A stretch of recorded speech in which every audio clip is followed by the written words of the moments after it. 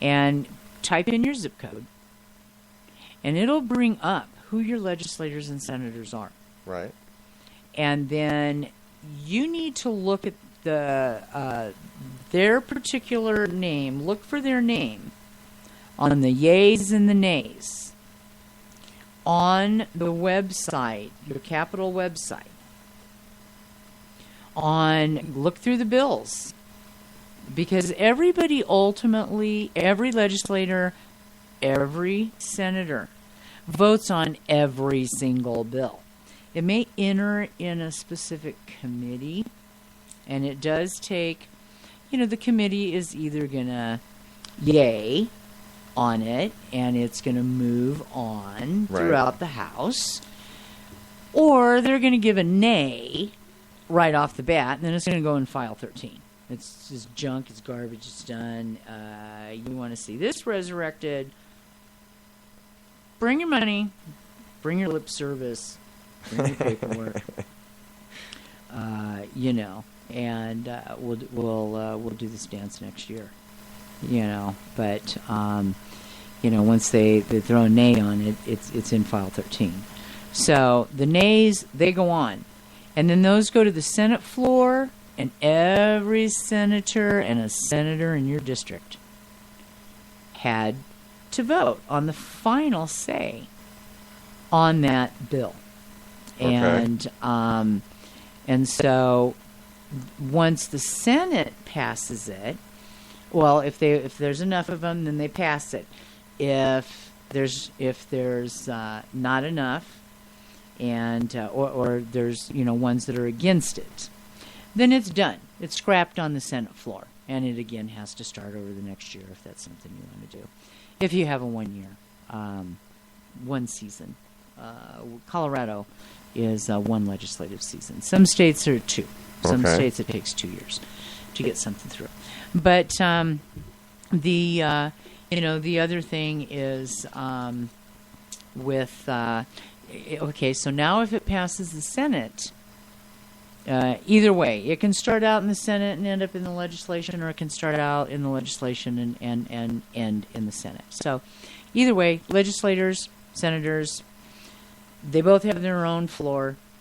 After things are out of committee, if they've passed these bills and stuff that come forward, where all these lobbyists are paid all of this money to get into to those legislators and senators and talk to them and convince them and contribute money into their campaigns and take them out to eat and do nice things for them. Okay, what ends up happening? That's how they get the vote by them, so that these things become bills, and they pass. And then something like this that we're seeing is where you're going to be voting on certain things, and we see all of this money. This is all additional money. They've not only put out all this other money for, say, for instance, what we've been talking about is the GMO labeling. And there's companies who have put out plenty of money, with lobbying. And now we got, this is all coming forward, and because it has to be public information. Right. But they just figure the average John Q. public, they're not going to look. So the way that you can see how your legislators and senators voted on these bills that you're looking at that are on the ballots is if you go to votesmart.org, put in your zip code, pull up your legislators and senators, go into those bills in your state, and take a look at how they voted. And make a note of it, because that's going to tell you whether or not you're voting on them to keep them as a legislator or a senator. Or ultimately, when they grow up, they all want to go to Congress. That's the big bucks. Right. That's the forever bucks. Yeah.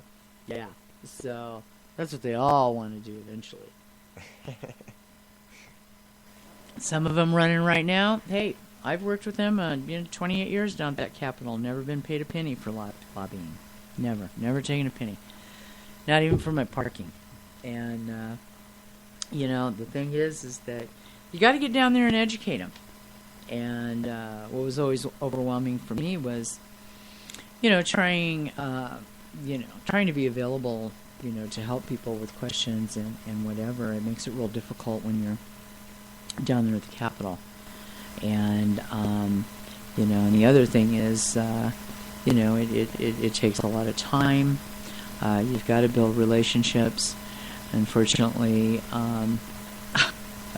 it's usually if you want to talk, you want to meet in the cafeteria. It's not at one of the high end $80 a steak restaurants, and it's certainly not a $500 bottle of wine somewhere. So really, this is how you find out. Don't listen to what other people say. That's we got too much of people listening to what other people say, and we've got time. There's avenues, you can get on and remember, that Capitol building is your house.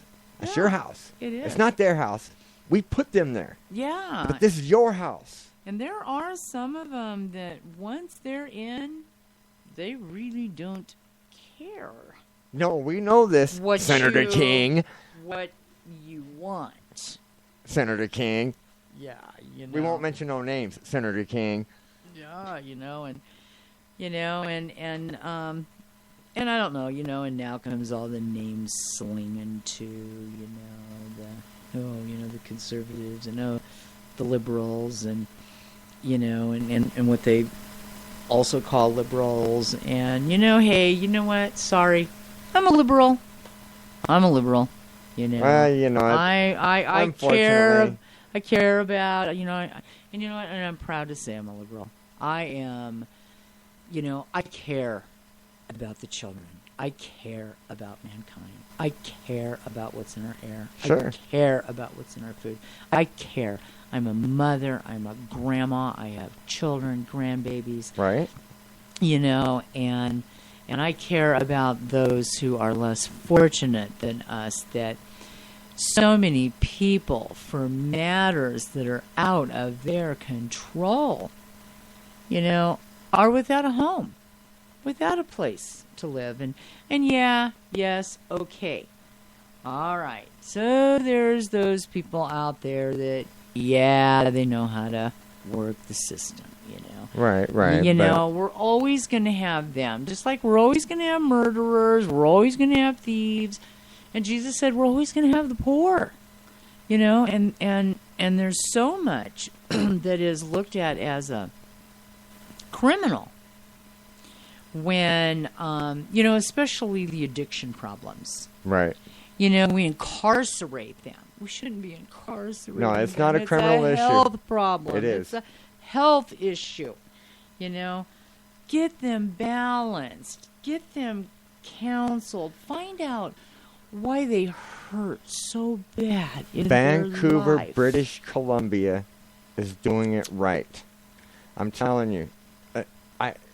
They are such a big city. Well, that's Vancouver with the drug places. Oh, yes. Okay, now that's the thing. No, okay, it's not a criminal issue there. It is a health issue there. And it should be a health issue. It's a chemical imbalance. They understand, they try to get to the root of the problem, Right. Why are you doing this? Exactly. There's a reason that you're doing this. Let's try to fix that problem, and then maybe that'll cure this part. But, if you want help, though, you can go to these places for free and not be ostracized, not be criminalized, don't have to worry about going to jail. They're given safe places for people to do their drugs. So it's like the violent crime has significantly lowered, which to me is wow. Well, it's it's also like a program that was started in Utah. In Utah, put it down on black and white, Okay, we've got all these incarcerations.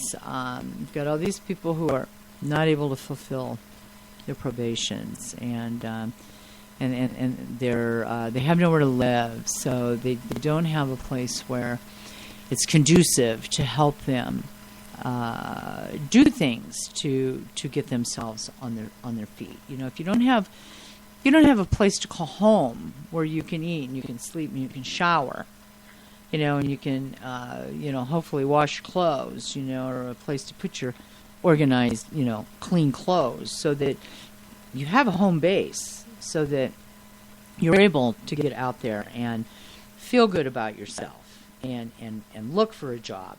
And, what they did was they took a look at what it was costing the taxpayers, which was millions, with the homelessness in the state of Utah.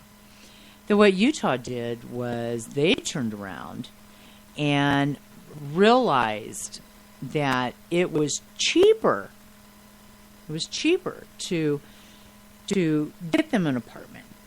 It was cheaper to give them food stamps. It was cheaper to give them a hands up. Hand up, not a hand out. Right, not a hand out, a hand up. And yes, some of them were on food stamps and things like that until they were taught a new job, taught a new career, gainfully employed. They needed a home base. Some of them had been homeless so long, right, and were so beaten down, and the underlying problem of the mental health issues that they had that led them to where they were homeless, and right, because that issue was never addressed. It was never addressed, and so then those are the people that long term, that yes, they will be on state assistance, but a large majority of the people, found a job, didn't need food stamps, didn't need assistance anymore. Yes, they still had their apartment, but now they're paying their own utilities. Right. Well, and so this has been a really positive program. They don't have homeless. See, and and we can do this. Sure, because look, give them a place to stay. Give them, like I said, retraining them on the job. Give them daycare if they need it. Yeah. Don't make them pay for that, because and oh my God, daycare! It's like, whoa! I can't believe it, people. Whoa! I can't. Yeah, it's ridiculous. That needs to be reformed too. So it's incredible. That's another show. Yeah, So this is something that I think this is just a wonderful, wonderful idea. And and I might also say that it's a Mormon state, and the Mormons have always they have large families, and I have to say in 37 years of doing natural healing, I've met a lot of really, really awesome, amazing Mormon families that are just so dedicated to their children, and I really commend what they do as far as they're prepared. If something really, a catastrophe happens tomorrow around the corner, I hope you know a wonderful Mormon family, because if they love you, you're not going to starve. They're prepared. They're prepared. And, and so I do have to say I have a lot of wonderful friends that are Mormons, and I've met a lot of them. I've met a lot of them. Well, I'll make sure I stick close to you. And they're just all about the family unit, and it's amazing how the children help, pitch in and really help with one another, and and the food, and they're very conscientious about what they eat, and in the companies and stuff that they own, their attention is always to quality, and very cool. So they are really I just really know a lot of really good ones, and well, that's nice to hear. They're great people. They're great people. Well, props to them. And so there's a lot of a lot of great people out there from a lot of different